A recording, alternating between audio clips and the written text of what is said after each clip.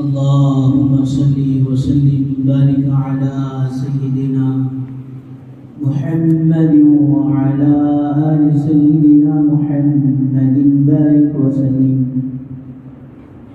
الحمد لله نحمده ونستعينه ونستغفره ونؤمن به ونتوكل عليه ونعوذ بالله من شرور أنفسنا ومن سيئات أعمالنا. من يهده الله فلا مضل له ومن يضلله فلا هادي له. ونشهد أن لا إله إلا الله وحده لا شريك له. ونشهد أن سيدنا وسندنا مولانا محمدا عبده ورسوله.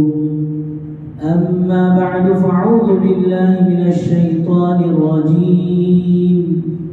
بسم الله الرحمن الرحيم. الذي خلق الموت والحياة ليبلوكم أيكم أحسن عملا وهو العزيز الغفور. وقال رسول الله صلى الله عليه وسلم: الموت جسر يوصل الحبيب إلى الحبيب، أو كما قال عليه الصلاة والسلام. رب اشرح لي صدري ويسر لي أمري واحلل عقدة من لساني يفقهوا قولي. اللهم صل على سيدنا محمد وعلى آل سيدنا محمد بارك وسلم في أول كلامنا. اللهم صل على سيدنا محمد وعلى آل سيدنا محمد بارك وسلم في أوسط كلامنا. اللهم صل على سيدنا محمد وعلى آل سيدنا محمد بارك وسلم في آخر كلامنا. بزرگان محترم و معزز سامعین کرام، اللہ جل جلالہ عمل والوں کا احسان کرم فضل ہوا. اللہ تبارک و تعالیٰ نے ہم سب کو اپنے گھر تک آنے کی توفیق نصیب فرمائی اور کچھ دین کی باتیں کہنے اور سننے کی توفیق و سعادت نصیب فرمائی. درود و سلام نازل و آقا مدنی تاجدار مدینہ احمد مجتبی محمد مصطفیٰ وجہ کائنات محسن انسانیت کالی کملی والے آقا محمد عربی صلی اللہ علیہ وسلم کے ذات عالی پر. بزرگان محترم، آپ حضرات کہ علم میں یہ بات اچھی طرح ہے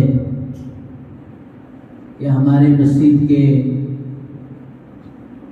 سالوں سال سے ذمہ دار اور کیشیئر جناب سید یوسف صاحب آج ہمارے درمیان میں نہیں رہے. اللہ تعالیٰ ان کی مغفرت فرمائے، ان کے درجات کو بلند فرمائے اور ان کے پسماندان کو صبر جمیل و جزیل نصیب فرمائے. میرے بزرگوں، حضرات علماء نے لکھا ہے 3 طرح کی موت بڑی بہترین موت کہلاتی ہے. اللہ کرے اللہ ہم سب کو ان تینوں موتوں میں سے اپنے وقت پر کوئی موت مقدر فرمائے. حضرات علماء نے فرمایا ماشاءاللہ یہ حج کے ایام بالکل قریب ہیں، بلکہ ایک زمانے میں رمضان کے بعد ہی سے لوگ حج کا احرام باندھ دیتے تھے جب پیدل سفر ہوتا تھا اور پانی کے جہازوں سے سفر ہوتا تھا، 2 مہینے سفر ہوتا تھا، گویا شوال ہی سے حج کے ایام گویا کے سفر کے شروع ہو جاتے تھے۔ تو یہ حج کا سیزن ماشاءاللہ ابھی قریب آ رہا ہے، اور شہر بنگلور سے، ریاست کرناٹک سے جانے والے حجاج کرام تقریباً ماشاءاللہ وہاں پہنچ چکے ہیں۔ اللہ سب کے حج کو حج مقبول بنائے، حج مبرور بنائے، زندگی بدلنے والا حج بنائے۔ اللہ پاک اس سال کے حج کو ذریعہ بنا کر سارے عالم میں ہدایت کے، امن کے، سلامتی پھیلنے کے فیصلے فرمائیں۔ تو ماشاءاللہ ایک موت حاجی کے حج کے بعد کی موت ہے۔ کیوں؟ اس لیے کہ فرمایا کہ جب حاجی صحیح معنی میں حج کر لیتا ہے، اس کا حج قبول ہو جاتا ہے، رجع یوم ولدت امہ، وہ گناہوں سے پاک صاف ہو کر مرتا ہے۔ اور کوئی اللہ کا خوش نصیب وہ بندہ اگر حالت احرام میں انتقال کر جائے تو اپنی قبر سے کل حشر کے دن اسی احرام کے حالت میں لبیک پڑھتا ہوا اٹھے گا۔ دوسری موت رمضان کے بعد کی موت ہے کہ رمضان کا مہینہ گزرا، اللہ کی طرف سے ملنے والی رحمتیں، مغفرتیں اور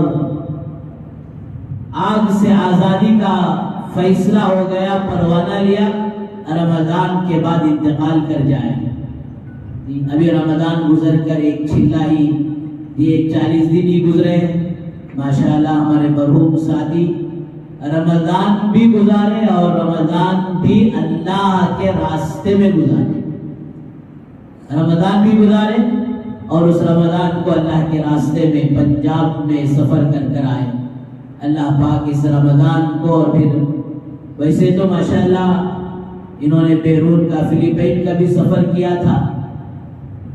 ساری زندگی کے اعمال کو اللہ تعالیٰ مغفرت کا سامان بنائے، قبول فرمائے، بالخصوص اس رمضان کو اور پھر اس آخری مرتبہ اللہ کے راستے میں جانے کو اللہ پاک مغفرت کا ذریعہ اور مغفرت کا سامان بنائے۔ اور تیسری موت، پہلی موت حج کے بعد، دوسری موت رمضان کے بعد، یہ تو طے ہوتے ہیں سال میں۔ حج کے ایام سال میں 5 دن آتے ہیں، رمضان کا مہینہ سال میں ایک بار آتا ہے، اور اس کے علاوہ تیسری موت فرمایا وہ توبہ کے بعد کی موت ہے۔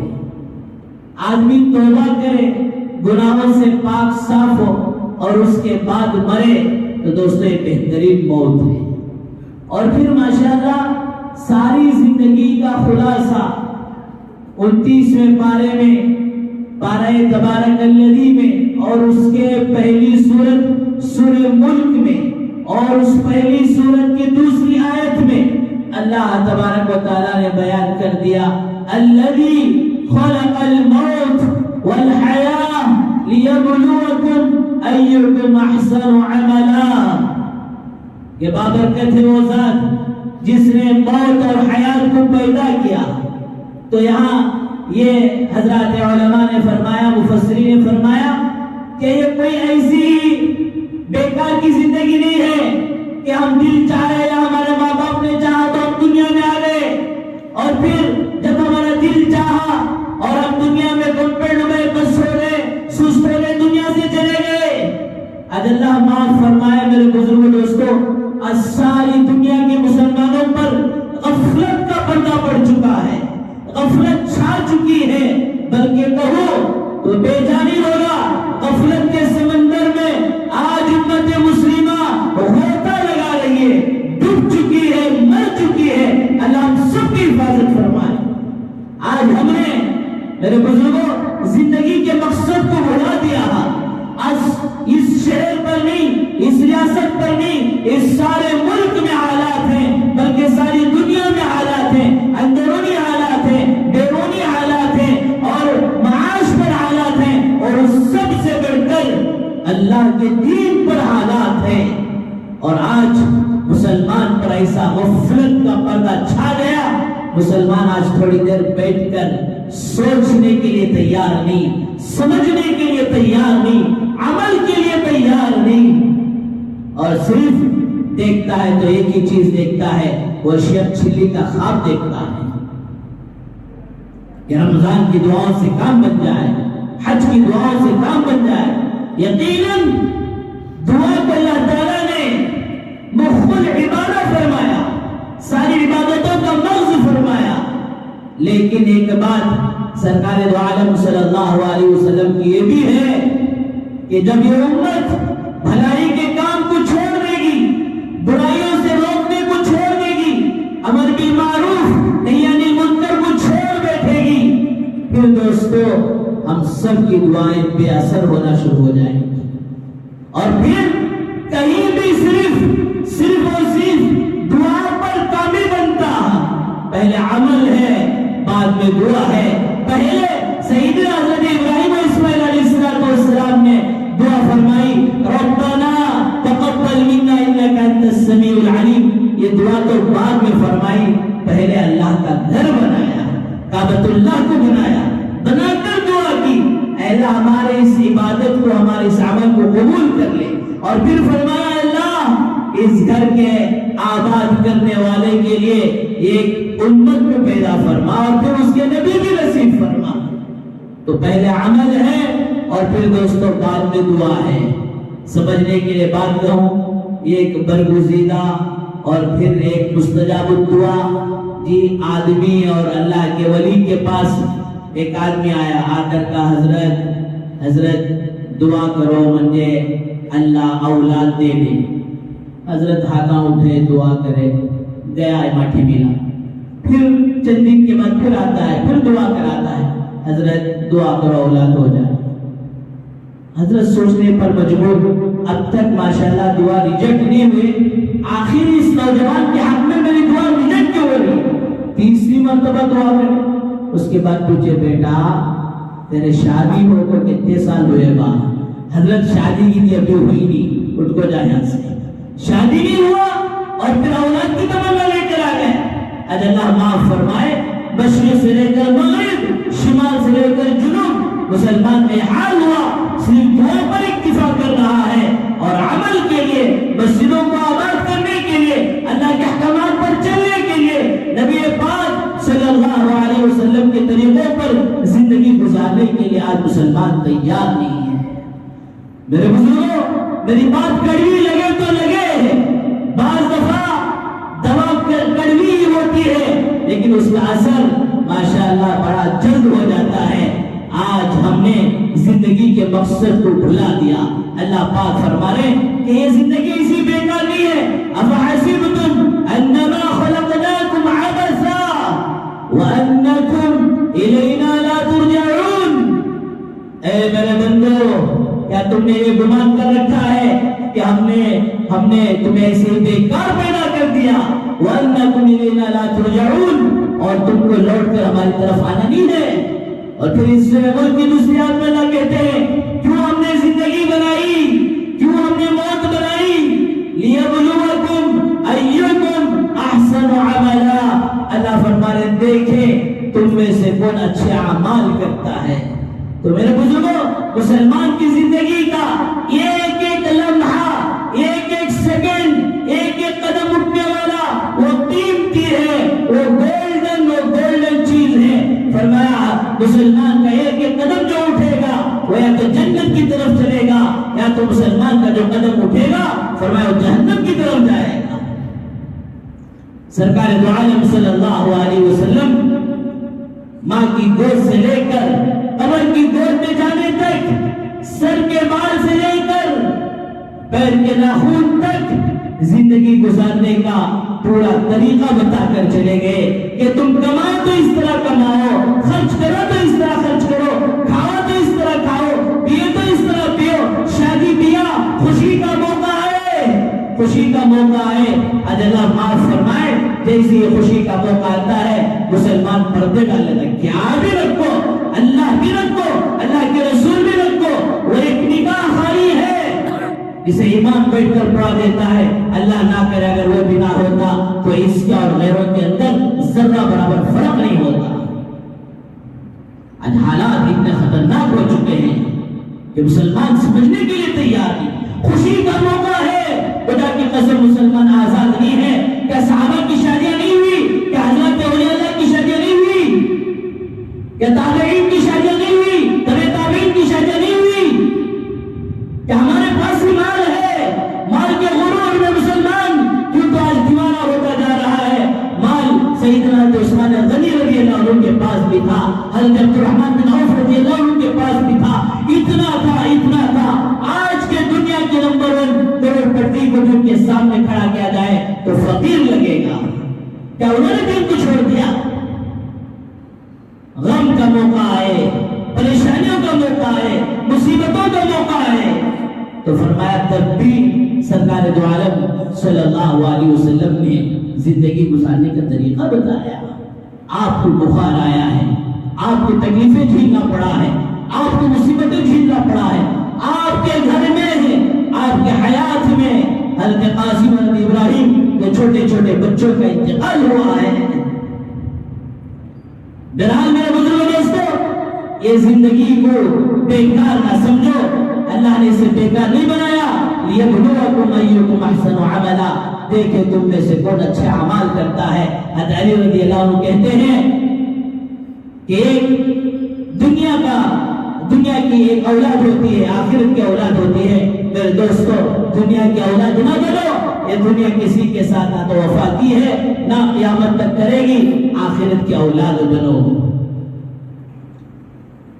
میرے بزرگ دوستو، حدیث میں آتا ہے سرکار دو عالم صلی اللہ علیہ وسلم نے ارشاد فرمایا تموتون تعیشون کما تموتون، ویسے ہی تم مرو گے جیسے زندگی گزارو گے۔ تو مطلب یہ ہے کہ میرے بزرگ دوستو، یہ 60-70 سالہ مختصر سی زندگی کو عیش و عشرت کے ساتھ، عیاشی کے ساتھ، اللہ کے احکامات کو توڑ کر کتنا بھاگو گے، آخر مر کر تو یہی آنا ہے۔ کہاں تک بھاگو گے؟ تو اس مختصر سی زندگی کو اللہ کے احکامات پر، سرکار دو عالم صلی اللہ علیہ وسلم کے طریقوں پر گزار لو، پھر دیکھو یہ مختصر سی زندگی بھی اللہ پاک مزے کی بنائیں گے، چین و سکون کی بنائیں گے۔ اس کا مطلب یہ نہیں کہ حالات اور پریشانی نہیں آئیں گے، حالات اور پریشانی آئے گی۔ اللہ والوں پر، متقی اور پرہیزگاروں پر، دینداروں پر، بے دینوں پر حالات اور پریشانی آنے کی مثال اللہ والوں نے لکھا ہے۔ بارش بہت زبردست کی پڑ رہی ہے، ایک آدمی اندر بیٹھ کر دیکھ رہا ہے، گلاس میں سے نظر آ رہا ہے کہ بارش زبردست ہو رہی ہے۔ یہ وہ لوگ ہیں جن کی زندگیاں تقوی پر، متقی اور پرہیزگار بن کر، اللہ کے نیک بن کر زندگی گزار۔ بارش ہو رہی ہے لیکن ان کو بارش کی گھر بیٹھے نظر آ رہی ہے۔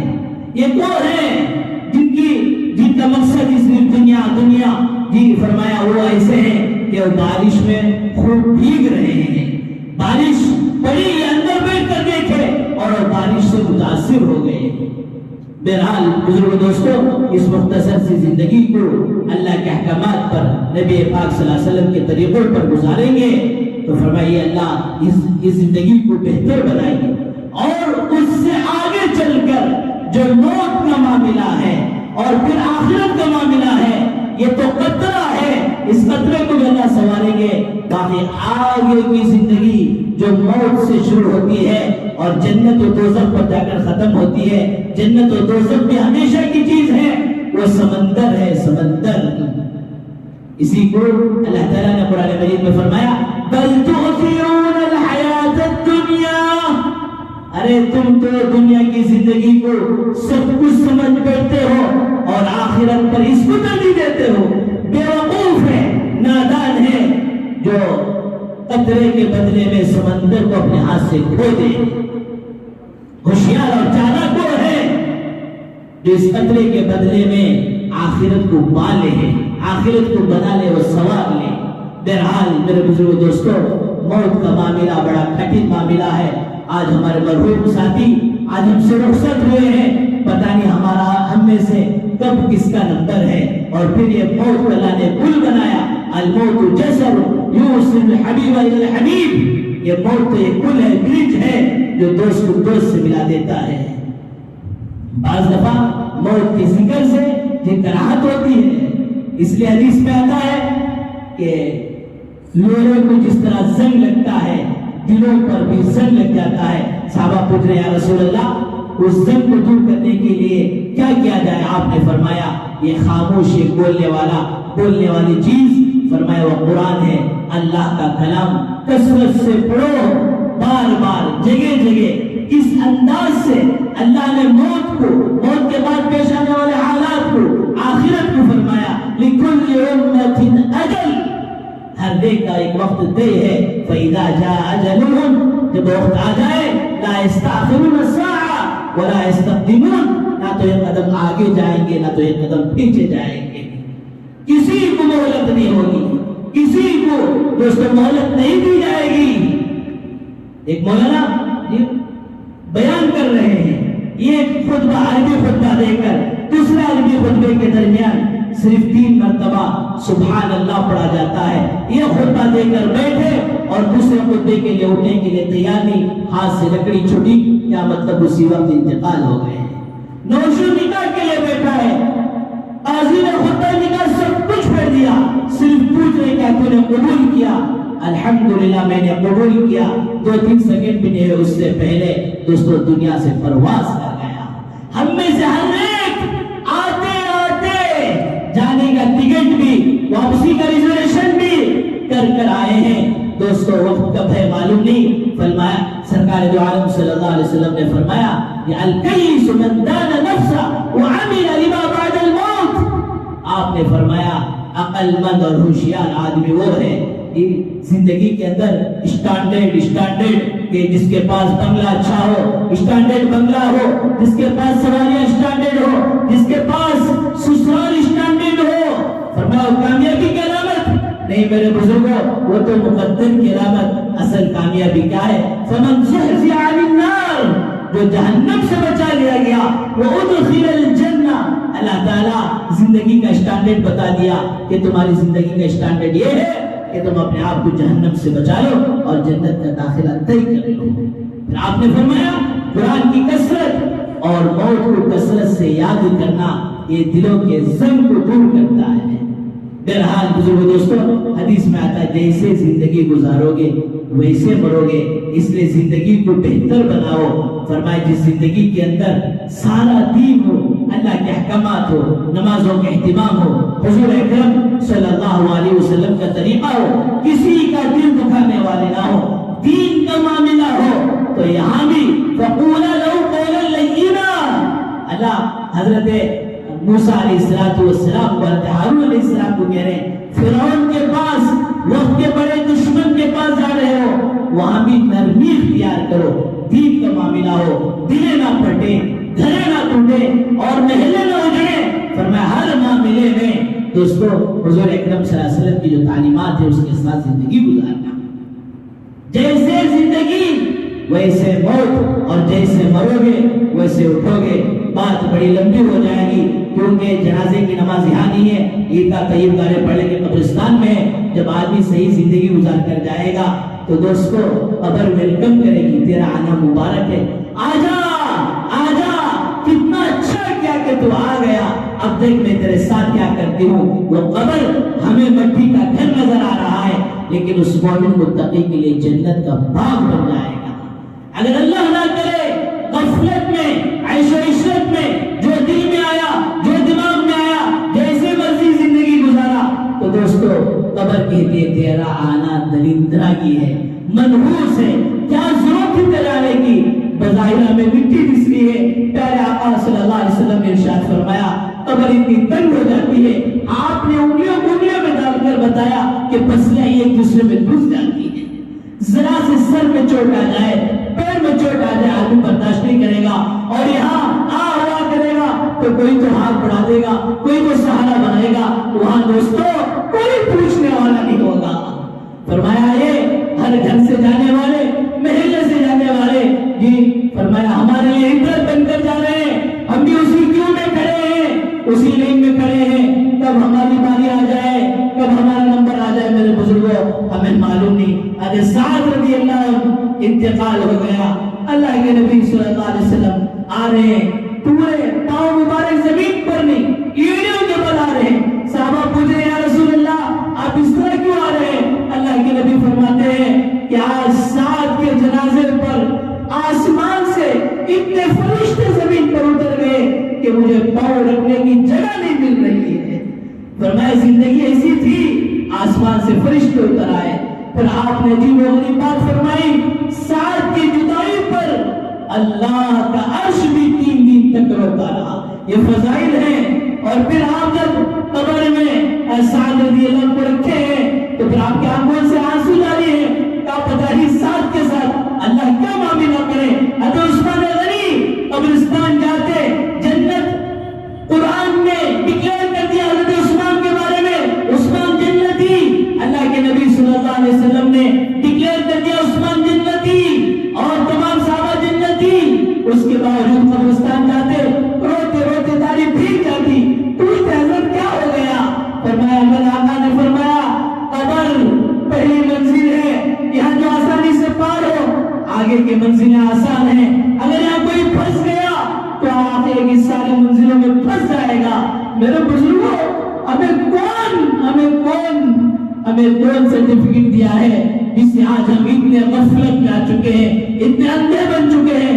اللہ کا واسطہ دے کر کہتا ہوں، فرمایا اس غفلت کو اپنے دل و دماغ سے نکالو، اللہ کے احکامات کے پابند بنو، مسجدوں کو آباد کرو، اور پتہ نہیں کیسے کیسے حالات آ جائیں، حالات کچھ آئے نہ آئے۔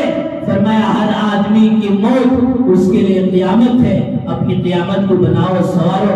بہرحال ہمارے مرحوم ساتھی سید یوسف صاحب ماشاءاللہ اس مسجد کے لیے بڑی خدمات جو انجام دیے ہیں، اور 20 سال سے جو ماشاءاللہ کیشیئر رہے۔ نئی کمیٹی جو 8-10 سال پہلے بنی ہے، اس سے پہلے کی جو پرانی کمیٹی ہے تب سے ماشاءاللہ مستقل لگے رہے اور دعوت کے کام میں بھی چلتے رہے۔ دعا فرمائے اللہ تعالیٰ مرحوم کی بال بال مغفرت فرمائے اور ان کے پس مکان کو صبر جمیل و جزیل نصیب فرمائے، اور اللہ تبارک و تعالیٰ اس مسجد کو اور اس مدرسے کو ان کے حق میں صدقہ جاریہ بنانے کی توفیق نصیب فرمائے، اور ہم سب کو اپنے وقت کے آنے سے پہلے بھرپور تیاری کی توفیق و سعادت نصیب فرمائے۔ آج جنازہ بھی نماز کے بعد دیدار بھی ہوگی اور پھر گھر پڑے لے جانا ہے، اس لیے 2-4 منٹ پہلے یہ بیان ختم کر رہے ہیں، 35 تک سنت ادا کر لیں، انشاءاللہ اس کے بعد عربی خطبہ ہوگا۔ وآخر دعوانا الحمدللہ رب العالمین۔